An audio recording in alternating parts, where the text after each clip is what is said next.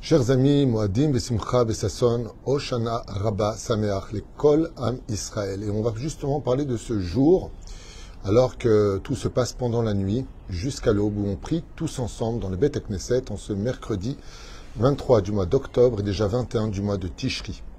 Alors on aura deux cours, l'un après l'autre si Dieu veut. Un sur Oshana Rabba et le prochain cours sur Simchat Torah, que je vous invite grandement à écouter, à partager pour mieux comprendre la fête et mieux la vivre, si Dieu veut, grâce aux enseignements de nos sages que je me permets de vous retransmettre. Pour ce shiur, acheté par Iron Twito Yakar, Bracha Revacha Ba'atzlacha, fils de mon ami Harry, pour lui, donc Iron Ben Dov et son épouse Shirel Batzipora, pour une bonne Parnassa Tova réussite santé et un Ben Zachar, si Dieu veut, cette année. Et Chaim Tovim ou Shalom, qu'il ait le mérite de créer une belle famille, Bezrat Hashem par le mérite de cette étude, Yeshuot Venechamot, et on lui souhaite vraiment un beau bébé cette année, en bonne santé, tout ce qu'il désire. Et il demande aussi que ce soit un shiur pour l'élévation de l'âme de son grand-père, Michael Ben Esther, Alav Shalom. On aura bien sûr une pensée pour tous nos otages, Kol HaChayalim Shelanu, Kol Am Israël, Bechol Atar Ve'atar.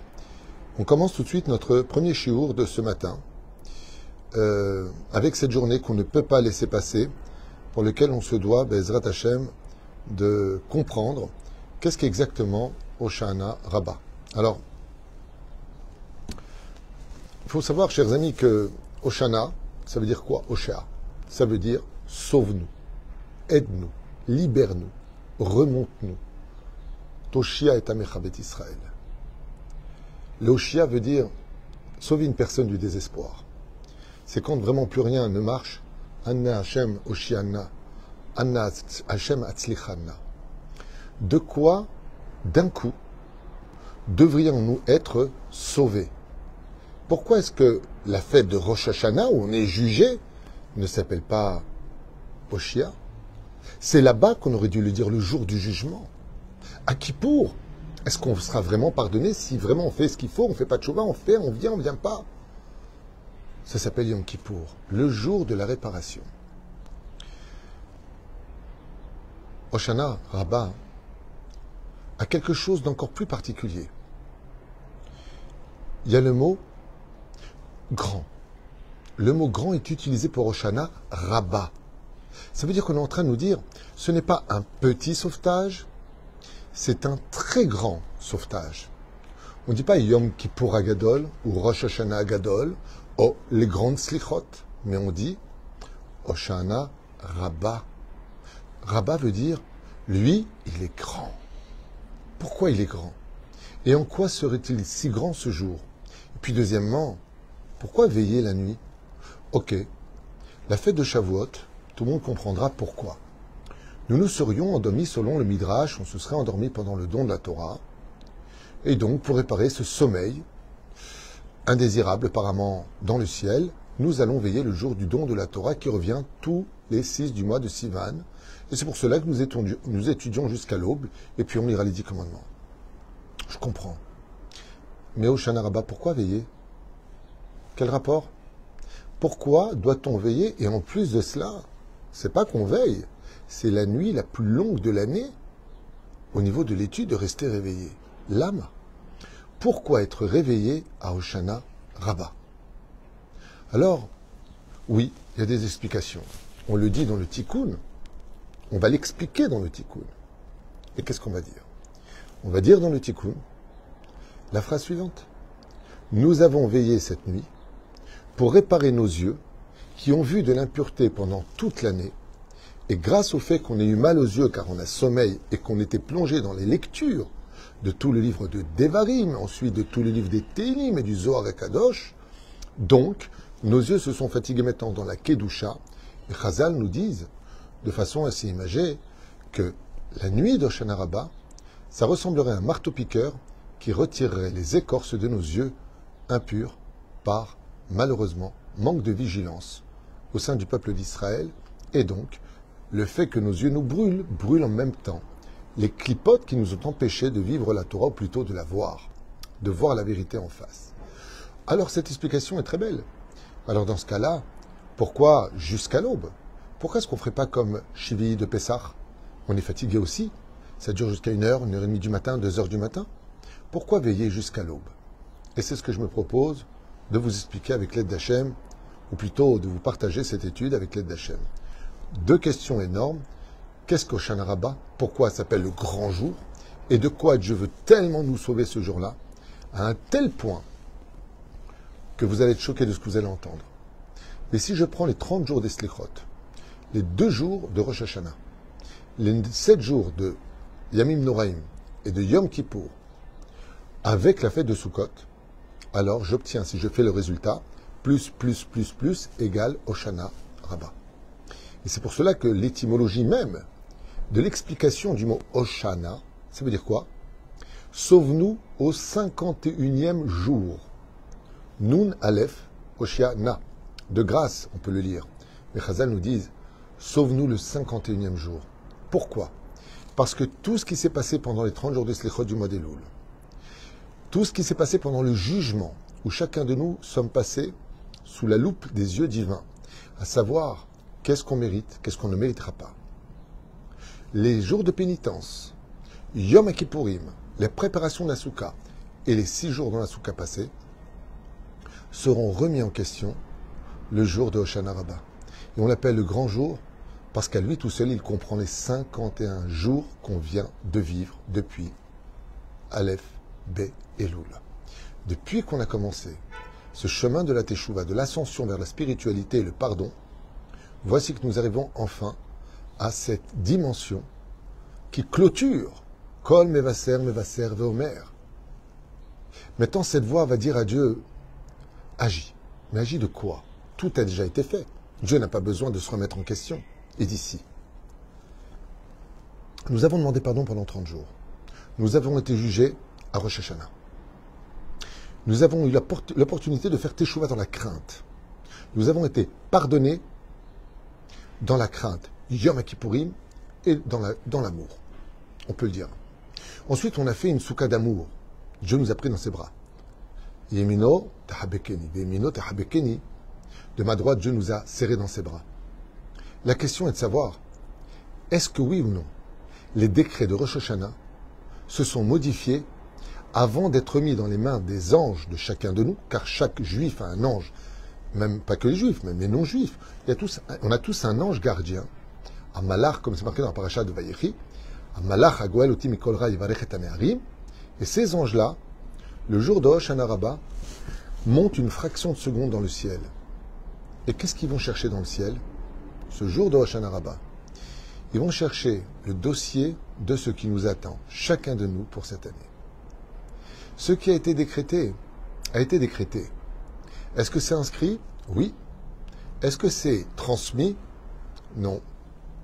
À partir de quand les anges redescendent-ils avec les décrets de Rosh Hashanah et de notre Teshuvah ou pas? Le jour de Hoshana Rabbah. Et donc, Dieu sauve-nous. Que si tu as inscrit des mauvais décrets pour nous à Rosh Hashanah, on peut encore les changer aujourd'hui. Et c'est pour ça qu'on refait les slichot. On refait et on redemande pardon. Et on réinsiste. Seulement au lieu de dire Bidil Vayavor, on dira Amen. Amen. Cette fois, on ne va pas dire passe au-dessus. Cette fois, on est obligé de dire Amen. Parce que si tu transmets à chacun de nos anges ce que tu as inscrit, et que ce n'est pas suffisant pour mieux travailler l'Avodat Hashem, toi, ou des décrets qu'on n'a pas envie de vivre, ou qui seraient trop durs pour nous avec tout ce qu'on souffre, alors, Oshia Hashem, je t'en prie Hashem, sauve-nous. Sauve-nous. De quoi? De tous ces jours qui viennent de passer, pour lesquels nous sommes dans le 51e jour. Ça s'appelle Hoshana Rabbah. Et la grande question, c'est qu'on a déjà un jour, on a été pardonné. Bah oui, Yom Kippour. Alors, si Yom Kippour est venu nous pardonner des décrets de Rosh Hashanah, à quoi sert Hoshana Rabbah? Et pour comprendre cela, il faut comprendre pourquoi réellement on veille cette nuit de Hoshana Rabbah. Je ne sais pas si je l'ai effacé, j'ai pris cette nuit une photo de cet extraordinaire livre. Non, je ne l'ai pas effacé, vous voyez? Je l'ai ici, je vais vous lire. Vous savez c'est quoi ça? Ça, c'est la préface du livre du Tikkun de l'El Hoshana Rabbah. Et regardez bien, chers amis, ce que l'on dit avant de commencer la nuit, le Tikkun, à l'intérieur. Écoutez bien. Batiten anoa Adonai lenu bachodesh hazeh. Donne-nous pour ce mois-là. Et Yom Kippourim abba alenu lechaim tovim shalom. Donne-nous la fête de Kippour, qu'elle vienne chez nous dans la vie et dans la joie pour l'an prochain. Quel rapport avec Hoshana Rabbah? Je vais encore plus loin, j'ai fait un signe. Il y a marqué ensuite Yechaper alechem eteretrem mikol chatotechem ifnei Hashem tit'aru. Car en cette nuit de Hoshana Rabbah, la même phrase que Yom Kippourim est dite. Heureux Israël devant qui vous vous rendez pur et qui vient vous rendre pur. Ça veut dire que si je comprends bien ce que nos sages nous annoncent sur la fête de Hoshana Rabbah, cette nuit, ben c'est que c'est l'équivalent de Yom Kippour. C'est tout simplement l'équivalent de Yom Kippour. Et si vous regardez plus bas dans le Yehi Ratzon, on lit ici « Reviens jusqu'à l'Éternel ton Dieu, et tu écouteras sa voix. Car nous regrettons toutes les fautes que nous avons faites. En deux mots,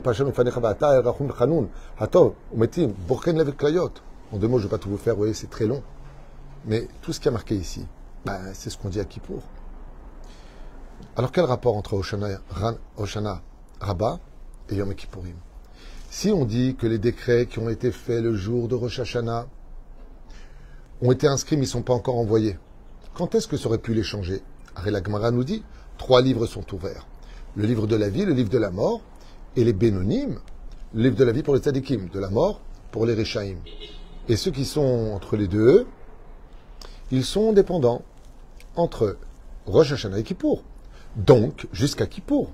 Donc, Rosh Hashanah, Hoshana Rabbah n'a rien à voir avec Kippour. Et oui, en réalité, ce que les gens ne savent pas, c'est que la Gdusha de Hoshana Rabbah de cette nuit, c'est Yom Kippour. Et pourquoi ce serait Yom Kippour? La réponse est fantastique. La réponse est merveilleuse. À Kippour, pour être pardonné, on a 5 interdits que vous connaissez tous. On ne peut pas manger, on ne peut pas boire, on ne peut pas se laver, on ne peut pas se oindre, on ne peut pas dormir avec son épouse, on ne peut pas mettre de chaussures en cuir. On a 5 interdits. On est devenus des anges. C'est pour cela d'ailleurs qu'à Kippour on dit Baruch Shem Kevod Malchuto Leolam Vaed à voix haute, comme le font les anges. Mais si tu le fais en tant qu'humain, tu le dis à voix basse, parce que tu n'es pas un ange. Seulement, il y a un problème à Kippour. Il y a un gros problème. Et ce problème, il faut le réparer. Qu'est-ce qu'on fait, chers amis, à Kippour? On arrive à la synagogue, on met le talit la nuit, alors qu'on n'a pas à le mettre. Mais oui, parce que les anges portent une forme de talit blanc sur eux. Alors on est comme des anges. Et on met le talit. Puis une fois qu'on a fini la prière de la Neila, de Kol Nidre, on fait Arvit. Ensuite, on fait les Slichot. Après, on s'assoit, on étudie un petit peu, Masechet Yoma. Et après, qu'est-ce qu'on fait, chers amis? On va dormir. Et c'est Yom Kippour. Comment? Le Kohen, lui, il dormait à Kippour. Il était debout. Il allait 5 fois au mikvé, changer de vêtements, mais il ne frôlait pas une seule seconde le sommeil. Quand tu es devant Dieu pour qu'il te pardonne, comment tu peux aller dormir? Comment tu peux aller faire dodo? Et nous, à Kippour, alors qu'on a l'obligation de souffrir, Beyom, Asiri le Chodesh Hashiviahi, Ve'initen Nafshotechem, vous souffriez. Vous devez comprendre que vous êtes en jeûne pour réparer la faute du vaudor et les fautes qu'on a fait dans l'année. Mais quand tu dors, tu souffres ni de la faim, ni de la soif, ni de pas de sortie de chaussures, ni rien.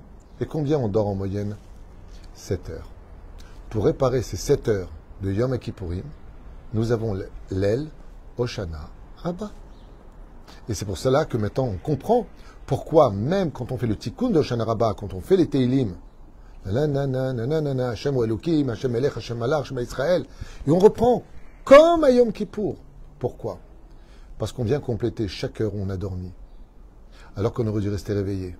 Mais comme on est fatigué et qu'on jeûne, alors Dieu nous a déplacé Yom Kippour en 2.